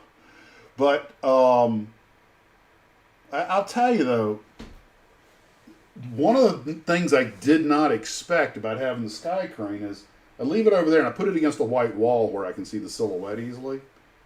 And when I just look over and look at it, it's very pleasing to see it. You know, it's a nice big model sitting off there by itself, and it adds a certain je ne sais quoi to the office, and I really, really, really do like it. And it's amazing kit. Just something. It took me 6 weeks to build it. I did not work on it every day. There are hundreds of tedious little parts on it, and there are a whole bunch of aftermarket parts. A whole bunch of people were sending me all these resin upgrade kits to it and everything, or ones where you can fold the rotors and things like that, which is all cool. I like my helicopters, the rotors spread out. The only way I'd want to, now that's one nice thing about something like a Huey or Jet Ranger, they normally just have a 2-bladed rotor. But the one exception to that is when I see Navy helicopters with the rotors folded and the tail folded over. That looks pretty cool. What I thought about doing was I could put this big old helicopter on a relatively narrow shelf, drill a hole above in the wall, and put the rotor blade in the wall all spread out like a spider web above it. So if I needed to store it, you know, where you could see it and enjoy it, but it wouldn't eat up so much space and it'd be safer, I could do that. And meanwhile, you could put it in the front lawn. Well, everybody recommends a hanger with a ceiling with an electric motor and use it as a ceiling fan.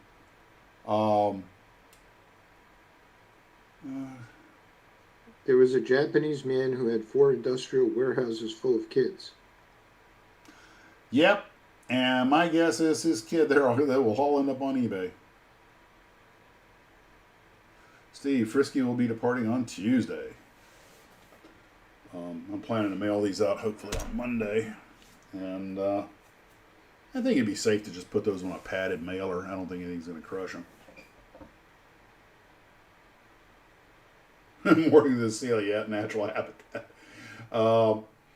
Yeah, when you start hanging with the ceiling, okay, maybe this is an addiction. Well, join Frankie Day on one of his nighttime live stream builds. There's usually about a half dozen of us there, but you look behind, man, he's got so much stuff hanging, and he's got some cool stuff hanging up there. He's got that big RV6 Constitution, a whole bunch of other stuff hanging up there. And he's just working away, and he builds in all kinds of mediums. He's doing balsa and everything else, paper models.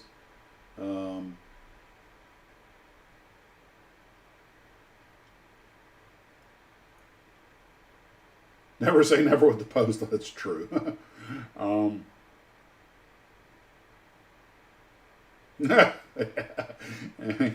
stash is going to the curb. What's your kid said? You know, he's going to sell off soon as sell off your entire collection. But I got 40 kits in my stash. When we lived in the other house, and I had all the kits down in the basement in one area near the workbench, and my son would come down and he'd stand on the steps, bottom steps of the basement, and look around, and I had a lot of other stuff in the basement. And he said, "Yep, when you're gone, this is all going on eBay." Mm-hmm. Probably put your grandkid through college. But I've got this Panther. It was one of the in the from the Van Osh collection, but it's in a bag. And I've been meaning to build it, and I thought, well, maybe I'll build it on a live stream. I'll just pre-paint the pilot, and then I can just build it on a live stream. But the beauty of those S kits is, they're pretty straightforward. You build one in an hour. And I remember when that's what model building was. 27 parts, you were done in an hour. By the end of that time next week, you'd already crashed into the wall and blown it up with a firecracker. They broke a flat model. Okay, great. I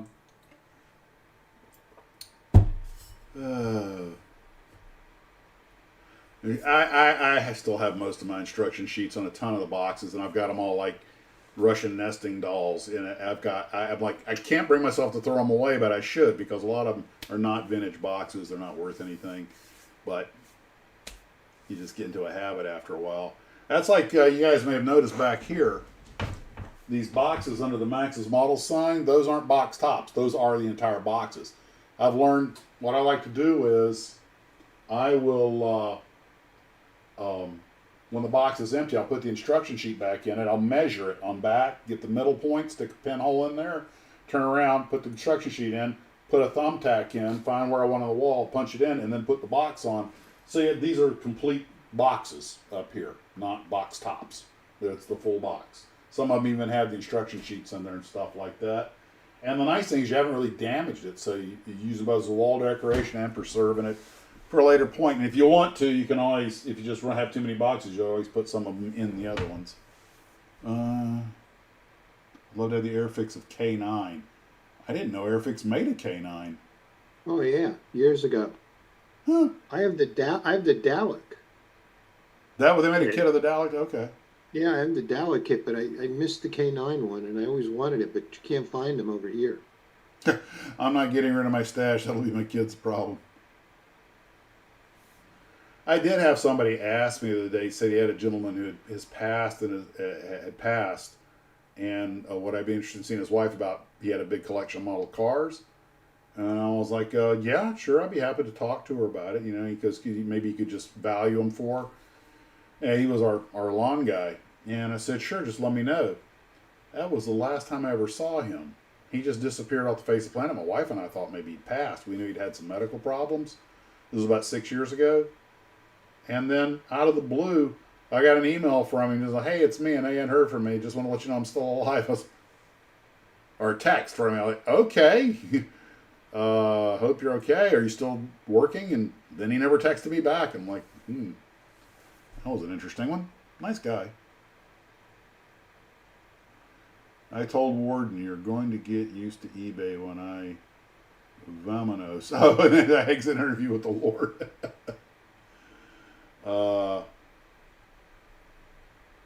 What's that movie with Mickey Rooney they made in the 80s where he's a New York cop that passes away and they send him back to Earth. They give him 2 days to find a missing angel, so he takes his kid to New York. And they're showing by some kind of Christmas movie. But it's like he has to make a deal with, the Peter at the pearly gates. I'm making a deal with God right here.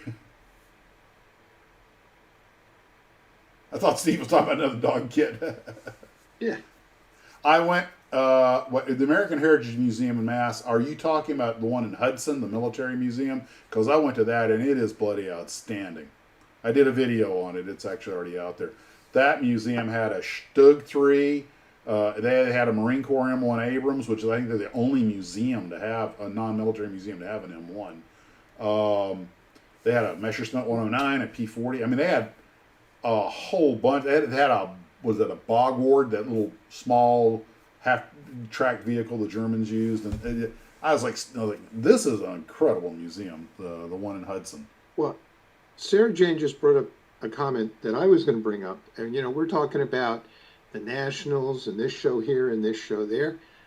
We should go to the car museum when they opened the car model kit museum at the American Museum of Speed in, where is it, Oklahoma or one of those states out there. I think we could work something out. That would be an interesting trip. Keeler's got a whole section in the museum. Mm-hmm. Well, Jim was, He's one of the few people around that was really in the heart of all that stuff. I mean, he's in pictures in the books chasing the race cars with fire extinguishers and everything, and he was in the thick of it. Lincoln, Nebraska. He's building a land speed car out of brass. Yeah.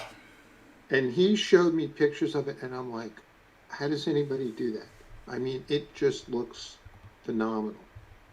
Well, Keeler is one of a kind. It sure is. No, Sarah Jane, the model museum, of all my colossally wonderful bad ideas, that one's right up there with starting an airline. Andy's hobby headquarters has talked about it and actually has a little bit of one. And there's a small there. I've noticed a lot of museums have a model section, and some of them are actually fairly well stocked. But unfortunately, there's not enough of us around, the people that are interested that a model museum would survive. If you were going to set it up, I'd say set up in Orlando. It's a tourist town with a lot of traffic.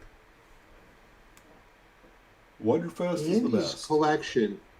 Andy's museum, so to speak, which is pretty extensive, and it's mostly car kits. Mm-hmm. But he got that from collections he bought over the years, mm-hmm.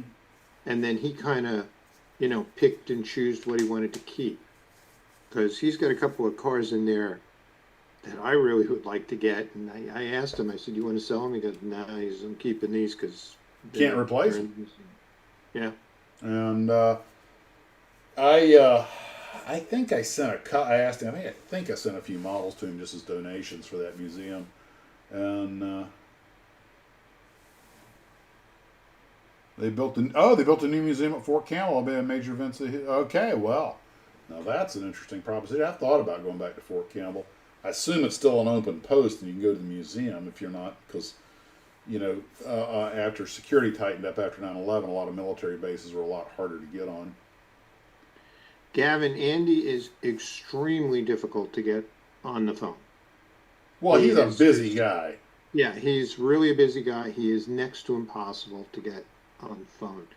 You'd be better off sending him an email, because somebody reads his emails and responds to them, but to get him on the phone is just impossible.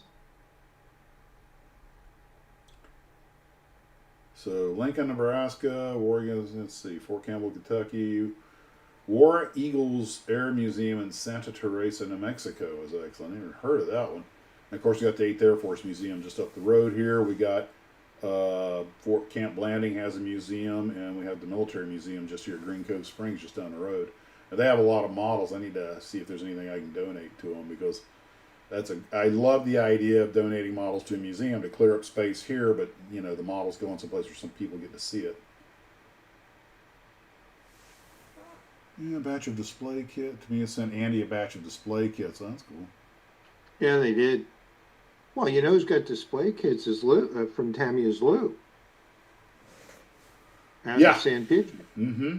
Yes, yeah. He showed him to me when I was waiting for you and Mike to show up that day we all met there. Lou's shop is almost a museum. Yeah, it is. Yeah, I remember. Brian, I looked at that very same Cheyenne. In fact, I think I might have been there. No, I think it was already there when I got there. It was a C-119 they put in while I was there. Which, by the way, totally unimportant side note: the C-119 at Fort Campbell, they put it in a C-47 on display there, even though it's an Army base, because the unit used to jump out of them. Well, that C-119's actually a retired Marine Corps C-119, but it doesn't matter.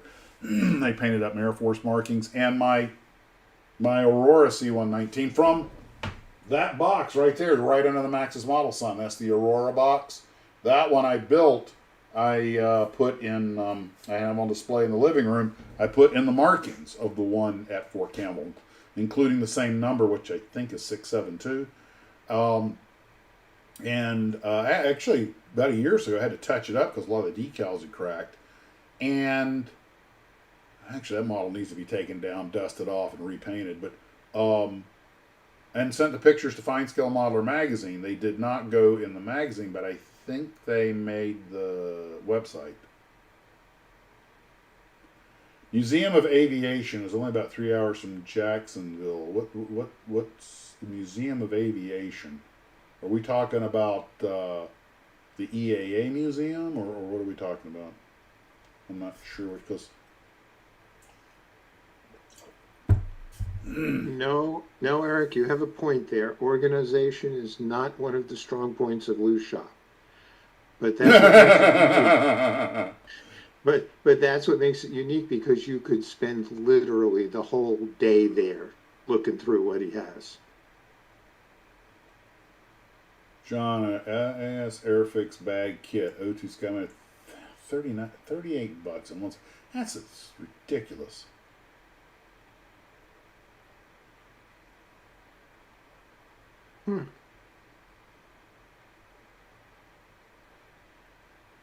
Oh, from Southwest goes from Omaha, Orlando straight to Omaha. Lincoln is only about 60 miles flight to OMA. Huh, that's a thought. Still wrenching. I don't. Yeah, I can understand why a car mechanic would not want to build a model car. It's too much like watching yourself go to work.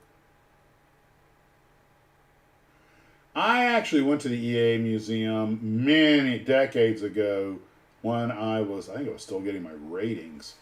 And the airplane they had there that actually intrigued me the most, believe it or not, was the Phantom, the Luscombe Phantom, because my dad had talked about those. You can see my grandfather's uncle's R4D that is hanging. It's the first plane to land and take off from the South Pole. Interesting. Well, you guys already probably know the story on the one of the SPD Dauntlesses. They have the Museum of Lake. Yes, I did the one at Lake on Son of Fun. Yeah, you guys are probably, and I've done Kermit Weeks, but that was back when it was open to the public.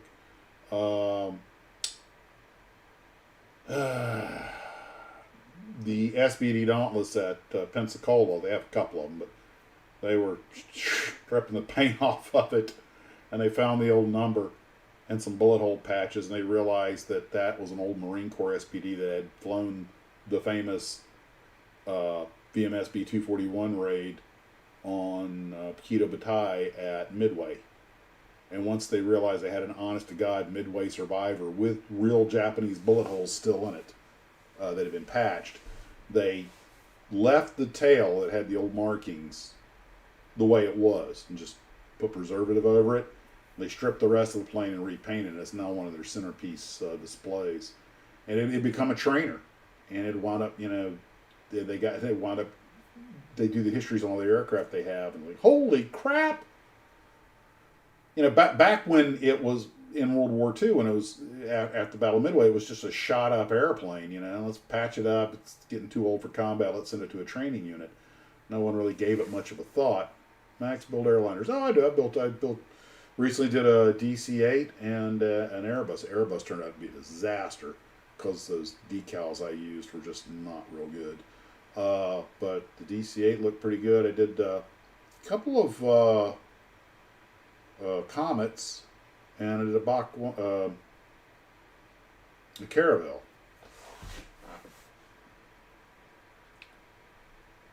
I've been to the Chino Museum again. That's where I was in '91 during the Gulf War, and the cool thing is most of those planes still fly. What happens in Nebraska stays in Nebraska.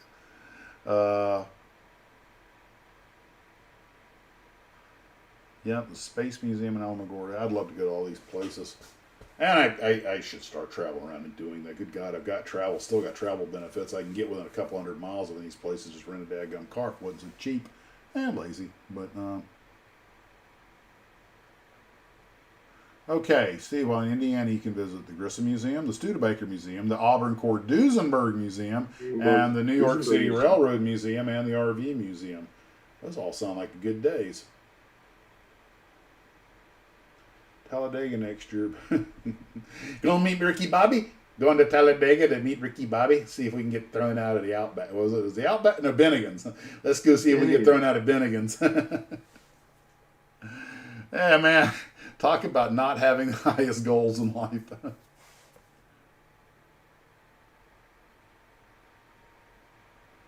Yeah, Warner Robins. Or actually, NAS Jax has got a bunch of planes on display if you can get on the base. Man, it's not as good as anything. Is as good, yeah.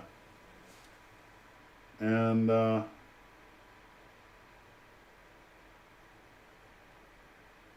yeah. That's kind of sweet. 109. Well, old Connie Edwards made a comment about that. He flew those things in the Battle of Britain movie when he bought them. He said that it would outperform a Mustang. He said the 109 would outperform the Mustang, and I was thinking, yeah, Connie, but Conrad, you were flying the one that had the Hispania Suiza engine. You weren't flying one with a damn Lear Benz, a DB601 or 605. That was not going to outfly the Mustang or outclimb it.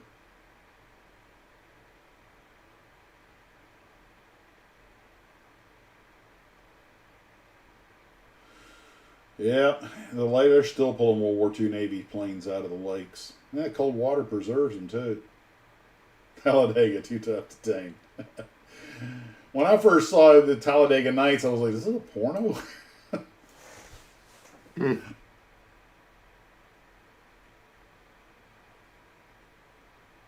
Hey, Yanks have an SBD they pulled out of an NG and steel. Wings had to be removed. I saw that it used for wind machine. Turns that flew on the USSX first combat cruise. I actually had a picture of the water plane. They had about 3 of them they did that with. And they pulled the wings off of them and used them as fan machines to create air. The old SBD dive bombers. Remember back then it was just an old airplane. It was just something they needed to get a job done. That funny thing, Talladega doesn't have night races. I don't think Talladega Nights was referring to the race. I think it was referring to the activities post-race.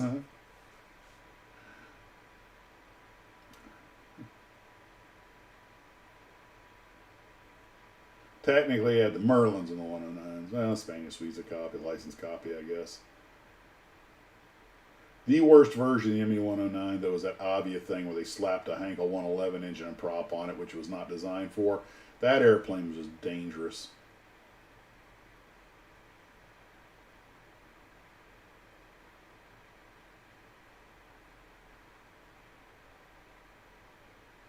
I did not build the Hiller SB4C yet. I know exactly the kit you're talking about, but I do have it over there in the stash. That's the one in the French markings.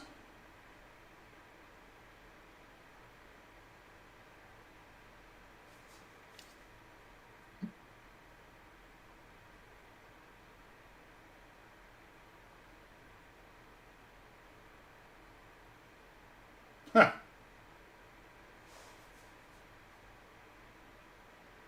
Did you see Artemis 2? No, I did not.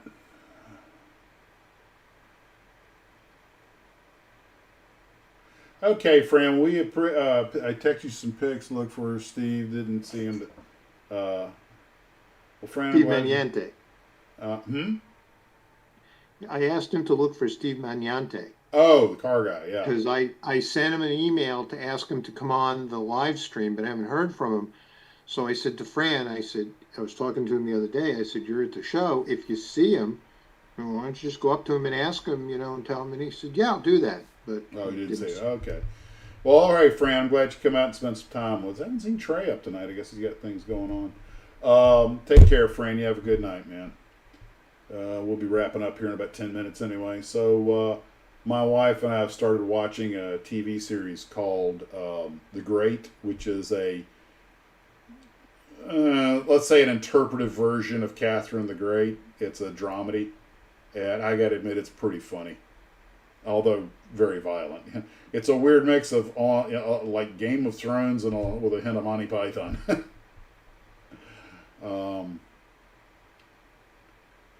She's also she just watched the first 2 episodes of the new Star Trek, and she really enjoyed it. She likes the characters. I know there's been a lot of hate out on the internet about it, but there always is. I mean, it's not original series Star Trek. It's people. The description I've heard, including her make, it's way better than Discovery. Not quite as good as Strange New Worlds, but she was really enjoying it. I don't think she cares that much for the music, though, and apparently it's not, the good Star Trek music we're used to, but more along the lines of Enterprise and that one. But oh well, can't have it all. But That show you told me to watch on Netflix was really good. oh yeah, A House of Dynamite. Yeah, that was great. I highly recommend it. But it took us a second to figure out what was going on about a third of the way through the movie. Like, wait, weren't we just here? Oh, okay, I got it now. After that, we went and watched Failsafe, and she loved Failsafe until the end. She's like, they're gonna do what? No. And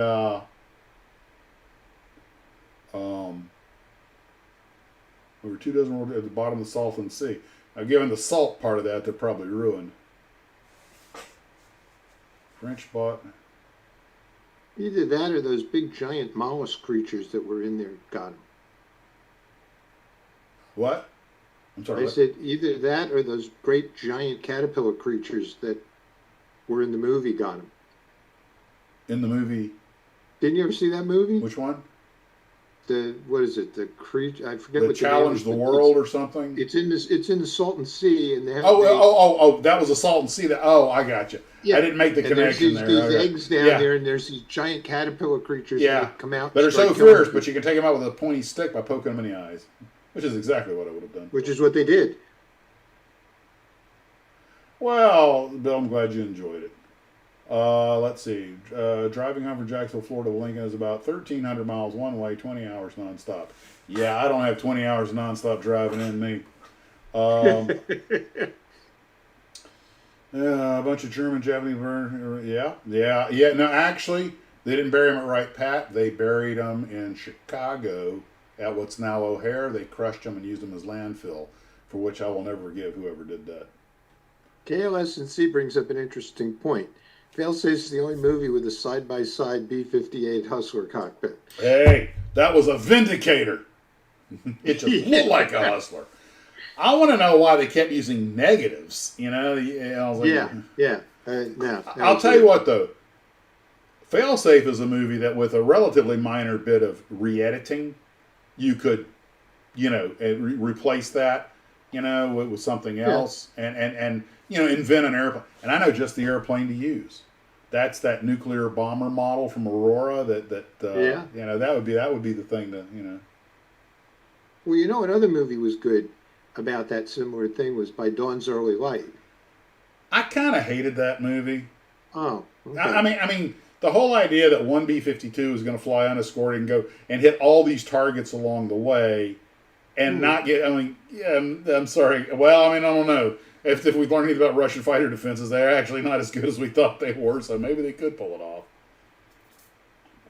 I didn't like the part about the crew coming apart.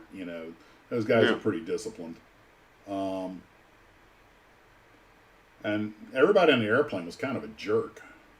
And again, talking about blowing up the world, so close your curtain. Oh, too much civilian traffic up here. And she gets blinded in one eye. I'm like, good move, jerk. Yeah. Salton Sea is a major ecological disaster waiting to happen. It is. Mm. The Salton Sea at one time, they were developing it as a mega tourist location. It was, and then it just they didn't do anything to solve the over salinity of the water, and that's what killed it. Mm-hmm. I understand it smells really bad, and the air is really harsh to breathe. And there are people who live there, who had built houses there, that still live there, and they all have respiratory issues. Yeah, Daryl. There was a made-for-TV movie called "By the Dawn's Early Light," like from the song "By the Dawn's Early Light," and it's basically about a B-52 crew during World War III. And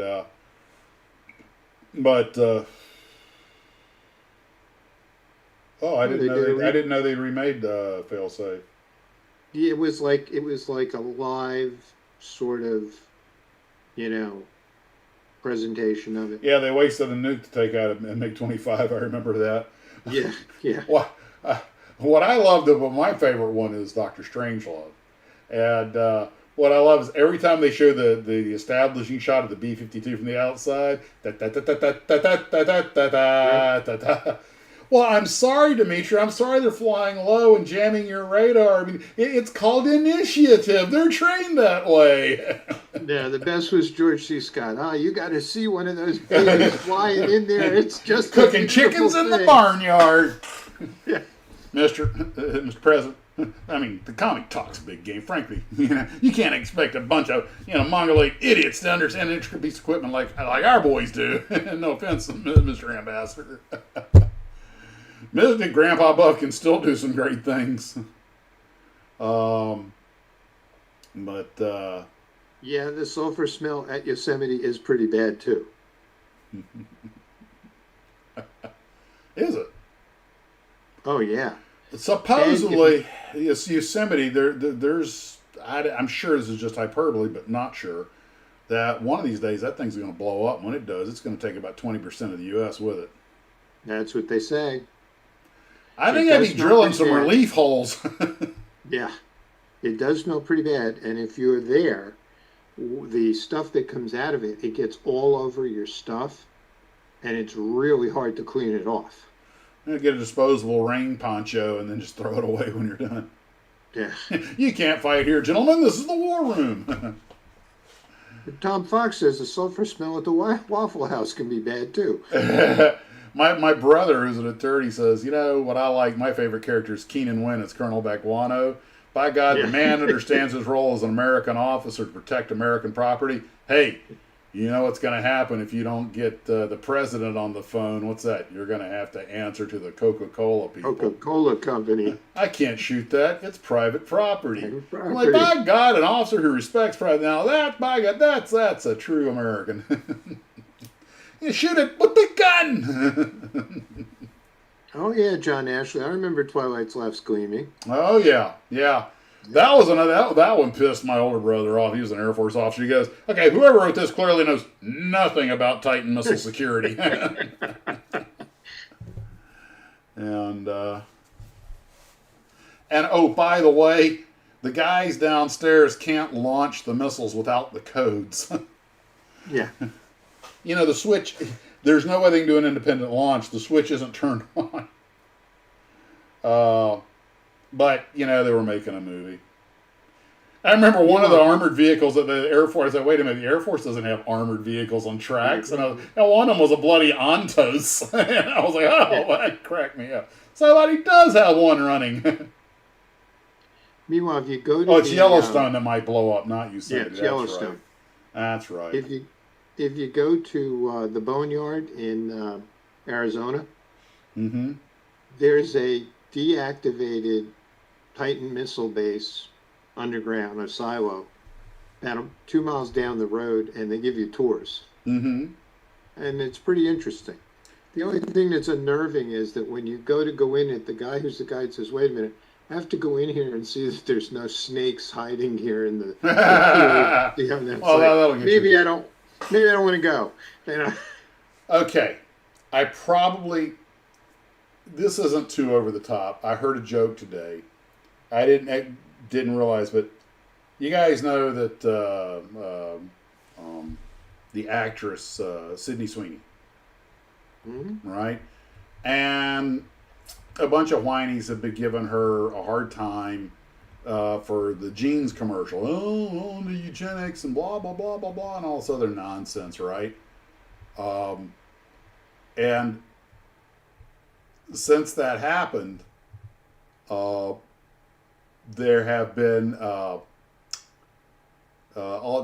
kinds of jokes that have come out of that. But let me see if I can find the picture here real quick.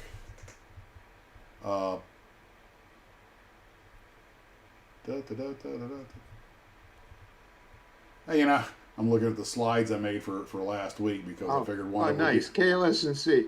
Having the keys is meaningless. The crew could give Max and Steve the keys, take a long cigar break, and the world would be safe. Okay, so I just thought this would be good to put up while I tell this little joke. Apparently, excuse me, everybody, the crazies are accusing, she's a Nazi because of the whole jeans commercial. and now she's got people are giving her the nickname Baby Titler. Oh, And God. I'm like, yeah, it's like there are some people who just need to learn to take a joke and lighten up. Yeah. But I thought that was I thought I am so stealing that. Anyway, Well, the clock on the wall says it's we're right time. on time. Yeah, and Rob, I think you're absolutely right. There are some people out there that just hate a beautiful girl.